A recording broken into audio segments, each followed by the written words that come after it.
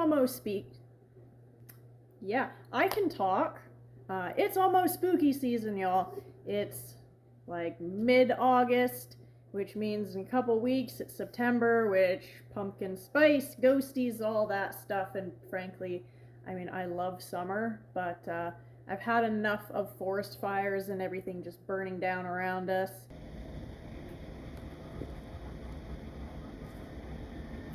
Ready for like crisp mornings and pumpkin spice, okay? And I think a lot of you are with me on that one. So today we are going to be finding out if my house is haunted. I mean, I think I already know the answer. We're gonna go through some things, try some things, and see if we can come to some conclusion here. So my top 5 reasons for thinking this house is haunted, other than I just think everything's haunted, you know, sorry. I'll go in ascending order. So starting with number 5, the cat balls. So these, I'll show you one in a moment here, but they're just like little cat toys that when they move, they light up. So I've had these around the house for a while, and the reason I put some of these around the house is my number reason 1 and 2, which we'll get to, for why I think the house is haunted. And you could say that, you know, the house shifts, or someone slams a door, like shakes them enough to have them go off. So that is why they are my number 5. Okay, number 4, the hose. So we've all done the thing where we're watering the garden and we turn the hose on and then we walk away, and then like an hour later we're like, oh shit, I left the hose on, and we go and turn it off. Well, this is not that case, because when you do that, you remember like, oh shit, I turned the hose on, and then you go turn it off. No, this is hose that just turned itself on. And this has happened about 3 times. And people, you know, they're just like, oh, you must have turned it on. You must have just forgot you turned it on. I'm like, no. Okay, fine, whatever. I don't know. Ghosts like water. I don't know. Number 3, the vacuum. So, I was vacuuming, but I didn't just have the vacuum like plugged into an outlet in the wall. I had it plugged into one of those industrial extension cords with like the button that you have to press to like plug your vacuum, like the male end of your vacuum into the let me try that again. To put the male end of the cord off your vacuum into the female end of the extension cord. So there's a button you have to press to take it out. Hope that made sense. Wow. Okay. So, like I said, I was just vacuuming and it stopped. So I'm like, okay, what, maybe I pulled the cord right out of the wall. So I went and checked, and no, and then I saw that the cord from the vacuum was out from the plug in the extension cord. So of course I went over to Joel and I was like, hey, did you like unplug this? Or like, why did you unplug this? And he was like, I didn't unplug it. And I was like, okay, well, neither did I. And he was like, well, you must have. And I was like, you know, that's what everyone says. They just think you did something and you like forgot. I couldn't have fucking pulled it out because it has the button. Like it's not like I would have had to be just fucking reefing on the thing, right? Like I didn't pull it out. Number 2, footsteps in the hallway. Now this one, it only happened for about the first week once we moved into this house, and then it stopped. But it was really, really just heavy footsteps walking down the hallway every night for about, like I said, about a week. It was usually earlier because I would still be awake. So if I had to guess, I don't know, maybe around 10 or 11. And it was like just heavy footsteps just walking from the bedroom towards the door down the hall. Just like step, step, step, step, step. And that one, for some reason, it didn't really freak me out at all. Maybe it's because it was walking away. Maybe if it was like walking into the bedroom, it would have seemed more scary.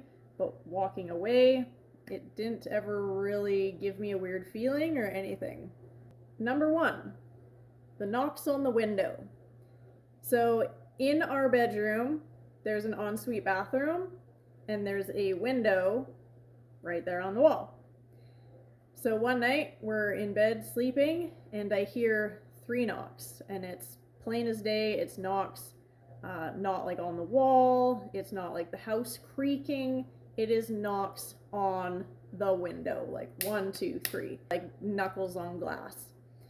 So it was loud enough that it woke me up, and I pulled out my phone because we have a security system. So I was looking at the cameras, and I couldn't see anything, nothing in the driveway, like nothing at any of the access points of the property.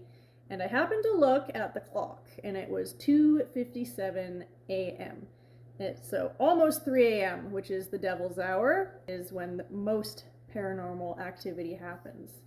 So these 3 knocks, they were so loud, not only did they wake me up, but they also woke the dog up. So it wasn't just like a dream, it was real. So the dog goes off, like anything that sounds like a knock anywhere, like she goes to the door because she's a dog and she figures there's someone at the door. So she's running around, growling and barking at the door. I'm looking at the security cameras. I don't see anything.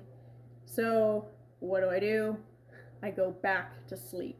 So this is another strange phenomenon that there's actually a lot of podcasters and YouTubers who talk about this just going back to sleep thing after a paranormal experience.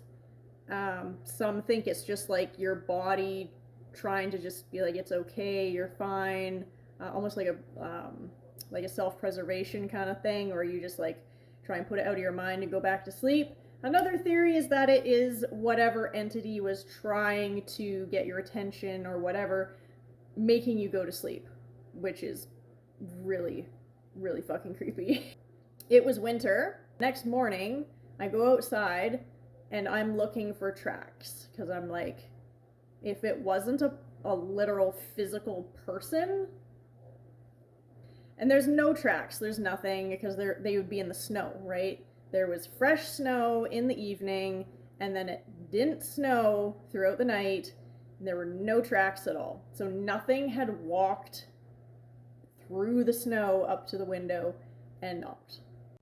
All right, so now that I've went through my top 5 reasons for thinking the house is haunted, I'm going to show you one of the cat balls.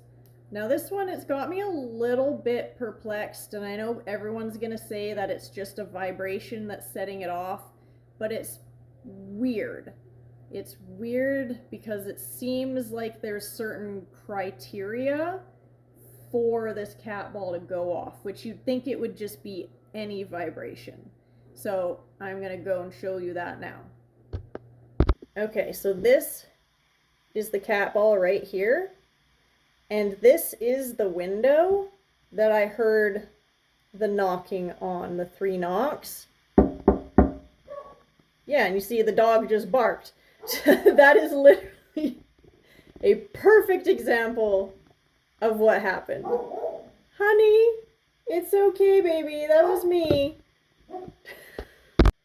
So the dog's reaction there is the perfect example of like, I didn't make that story up. Like, I did the knocks and the dog barked and ran to the door. Like, that is literally exactly how that went down. Anyway, back to the cat ball. So it's on a windowsill. There's nothing really around it. We are in the bathroom, beside the bedroom. So I'm just going to kind of show you how much I can mess with this thing without it going off. Okay, I'm probably gonna set the dog off again. I'm trying to get her to stop barking. This is me just like stomping on the ground, like jumping up and down, not going off. Okay, now.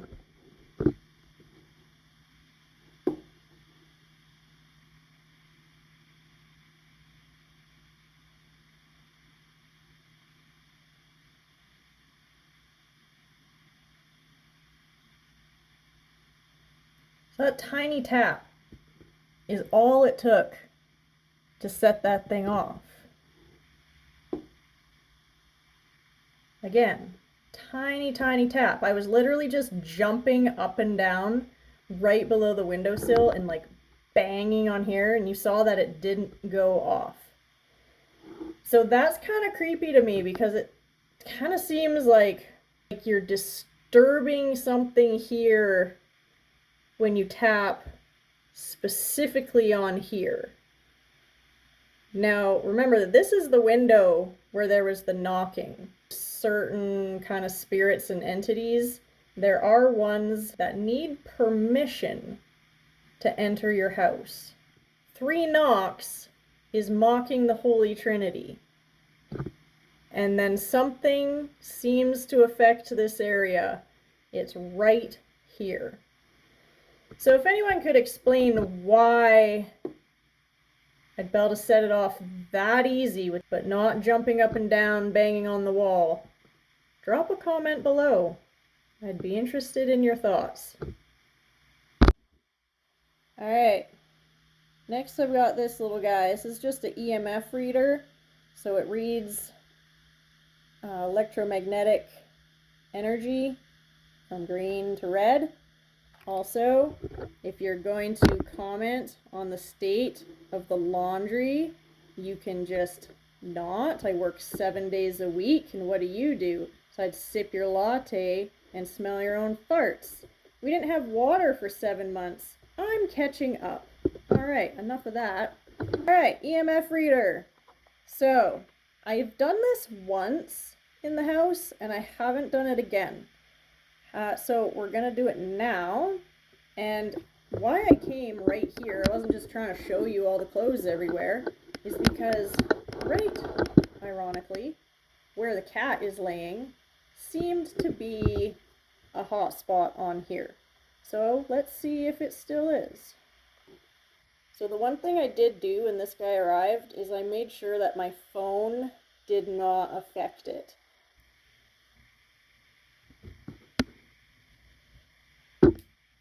There was a hot spot again. Oh, little flicker there.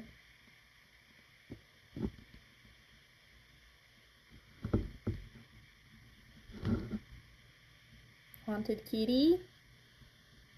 You haunted? Oh, there we go. So this is pretty much the exact same spot that it was going off when I tried this before. So I was curious, I was like, well, what's in the basement that could be right here? So I went down to the basement, and there's no breaker boxes, there's no electrical inlets.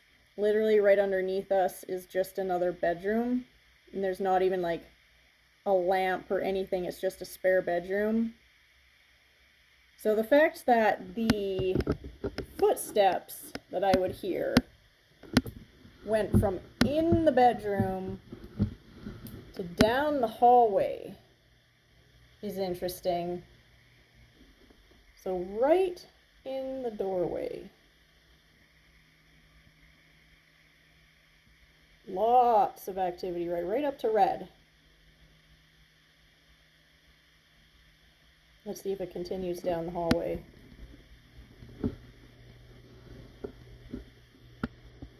Stops there. Just a little bit.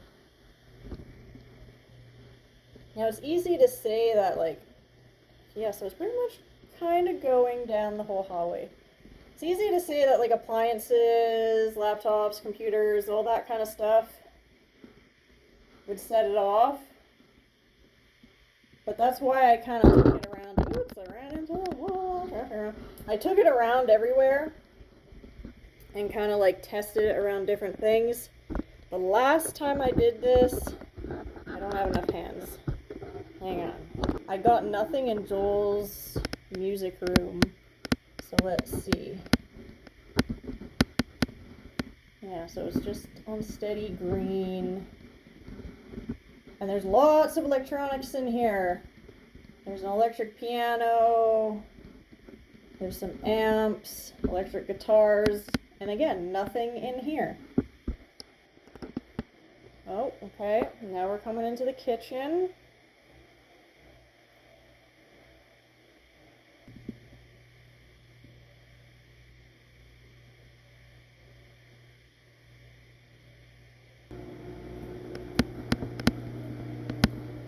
Little blip. Kitty cat.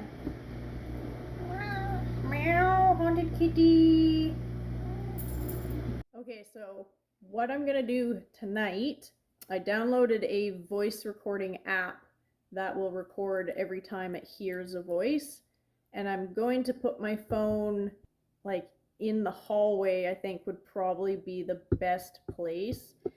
And then in the morning, I'll review it and see if it caught any sounds, any voices, any words, anything that may have come through. And I will be particularly paying attention to that 3 a.m. timestamp. All right, so we had 20 sound recordings from last night, but they were all this guy right here. Kitty. Or there was a couple of Joel just walking up and down the hallway. I know it was him because he was talking. And one or two of the dog walking around the kitchen. So that was it. So we're going to try again tonight and see if we get anything this time. Okay, so it's the next day again. I really didn't get too much on the audio recordings. I'm going to have to try and find somewhere else. I might try the basement. Joel just stays up too late. I have him walking up and down the hallway. I have him making a snack around midnight. I have him talking to the dog around 1 a.m. So I think I might just try maybe in the basement. Around 4:30 or so in the morning, I did get a couple just like, I don't know, little blips of some sort.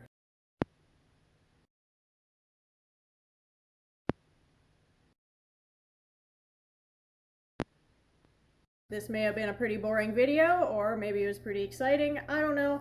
But what I'm going to ask is if you have any ghost stories or paranormal or anything spooky or weird that's happened to you that you would like to give me permission to share publicly here on my channel, then I will put my email in here and you can email them to me and I will read them. Okay, so I'll also share some of my own stories from just other times and whatnot. So until next time, see you later.